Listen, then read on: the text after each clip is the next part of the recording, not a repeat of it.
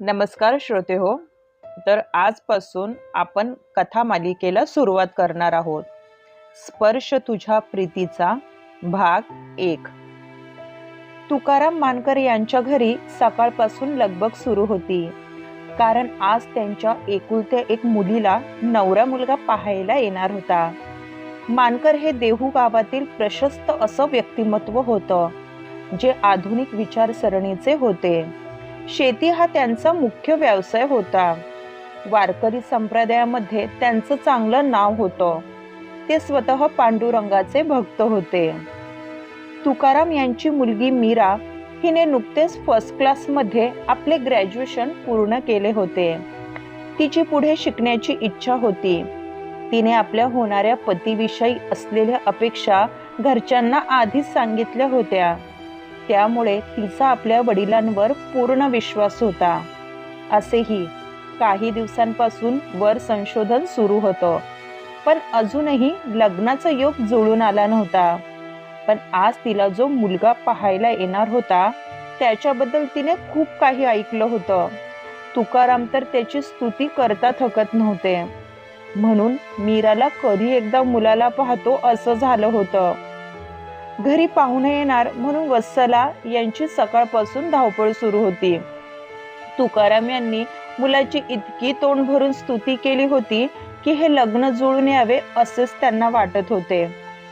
तुकाराम यांनी आपल्या काही जवळच्या नातेवाईकांना बोलावून घेतले होते, कारण आज जो मुलगा येणार होता तो त्यांना मनापासून आवडला होता. हे लग्न जुळून आले तर सर्वात जास्त आनंद त्यांनाच होणार होता. दुपारी 3च्या सुमारास दरवाजाबाहेर एक कार येऊन थांबली. त्यातून देशमुख कुटुंब खाली उतरले. देशमुख हे अख्ख्या पंचक्रोशीत प्रसिद्ध होते, कारण या वर्षीचा आदर्श शेतकरी हा पुरस्कार देशमुख घराण्यातील मोठा मुलगा प्रल्हाद देशमुख याला मिळाला होता. वयाच्या 32व्या वर्षी त्याने जी प्रगती केली होती ती खरंच कौतुकास्पद होती. त्यामध्ये त्याचा सरळ आणि शांत स्वभाव कोणावरही भुरळ पाडत होता.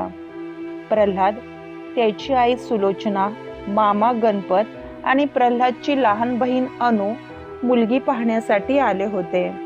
पाहुण्यांचे आगमन झाले तसे तुकाराम त्यांच्या स्वागतासाठी पुढे आले. नमस्कार पाहुणे, आम्ही तुमचीच वाट पाहत होतो, तुकाराम म्हणाले. सर्वजण हॉलमध्ये येऊन बसले. प्रल्हाद दिसायला अगदी राजबिंडा होता.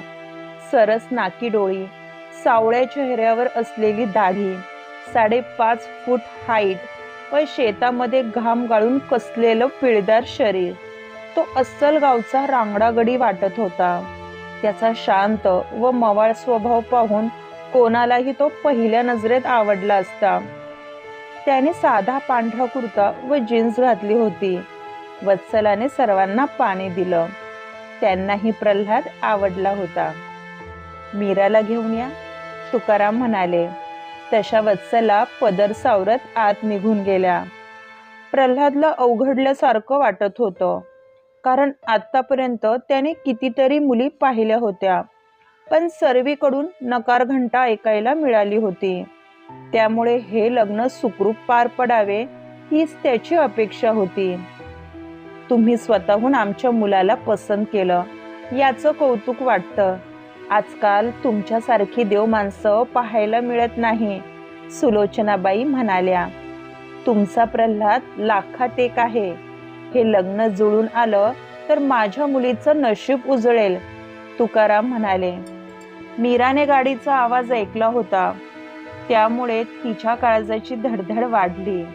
हा क्षणच असा असतो जेव्हा मुलीच्या मनाची चलबिचल सुरू होते. तिने मनोमन प्रल्हादला पसंत केलं होतं. तो दिसायला देखणा होता हे तिने फोटोमध्ये पाहिले होते, पण ती बाहेरील सुंदरतेला भाळणारी मुलगी नव्हती. आपला नवरा शिकलेला आणि कर्तृत्ववान असावा इतकीच तिची माफक अपेक्षा होती. नशीब काढलं पोरी, पोरगा लाखात एक आहे. त्याची जितकी स्तुती ऐकली होती कमीच होती, वत्सला यांनी सांगितले. तशी मीरा गोड लाजली. मीरा चहाचा ट्रे घेऊन बाहेर आली. तशा सर्वांच्या नजरा तिच्यावर खेळल्या. मोरपंखी कलरची काठपदरची साडी, लांब केसांची वेणी, कपाळावर नाजूक टिकली, एका हातामध्ये घड्याळ आणि दुसऱ्या हातामध्ये सोन्याचं कडं. ती दिसायला जास्त सुंदर नव्हती, पण तिच्या चेहऱ्यावर बुद्धिमत्तेचं तेज झळकत होतं. तिला पाहून अनुने प्रल्हादला हाताचा कोपरा मारला. तिला आपली होणारी वहिनी आवडली होती. "ये पोरी, बस.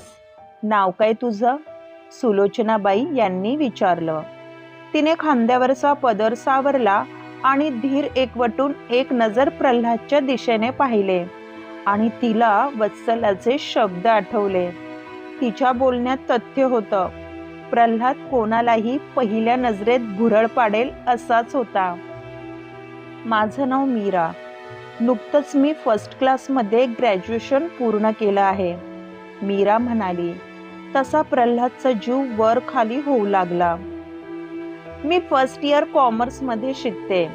मी फर्स्ट क्लास नाही, पण हायर सेकंड क्लासमध्ये नक्कीच पास होईल. माझ्या दादाला शिक्षणाचं खूप महत्त्व आहे. त्यांनी स्वतःच्या कष्टाने माझ्या भावाला इंजिनियर बनवलं आहे.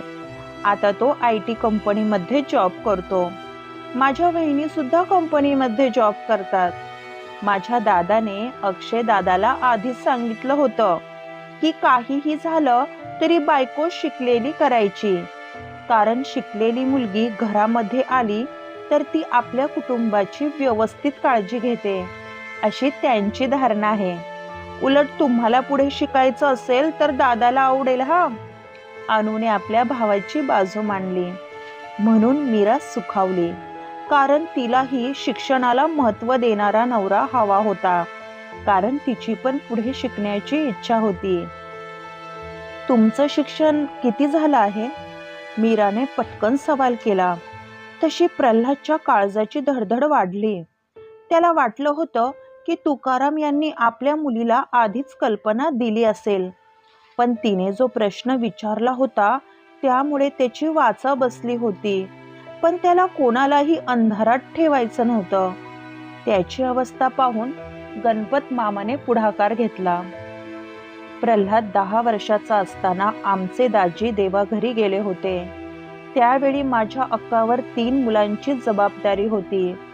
त्यात शेती सांभाळणारे कोणी नव्हते. घरामध्ये बिकट परिस्थिती होती, म्हणून प्रल्हादला शिक्षण घेता आले नाही. पण आपल्या घरात कशाची कमी नाही. प्रल्हाद तुला सुखात ठेवेल पोरी, विश्वास ठेव," गणपत मामा म्हणाले. पण याने मीराचे समाधान झाले नाही. "मी फक्त 4थी शिकलो आहे, पण माझी एकच अट आहे, मला शिकलेली बायको हवी." प्रल्हाद म्हणाला. तसा मीराला जबर धक्का बसला. तिने एक नजर आपल्या वडिलांच्या दिशेने पाहिले. तिची आपल्या वडिलांकडून ही अपेक्षा नव्हती. एक वेळ मुलगा पैसेवाला नसला तरी चालेल, पण शिकलेला हवा, इतकीच तिची माफक अपेक्षा होती. पण तिच्या वडिलांनी तिच्यासाठी 4थी शिकलेल्या मुलाचे स्थळ आणले होते. हा धक्का तिला पचवण्यासारखा नव्हता. ती ताडकन खुर्चीवरून उठून उभी राहिली. आता ती काय निर्णय घेते यावर सर्वांचे लक्ष अवलंबून राहिलं होतं. तुम्हाला जर पुढचा पार्ट वाचायचा असेल तर आमच्या चॅनलला सबस्क्राईब करायला विसरू नका. धन्यवाद.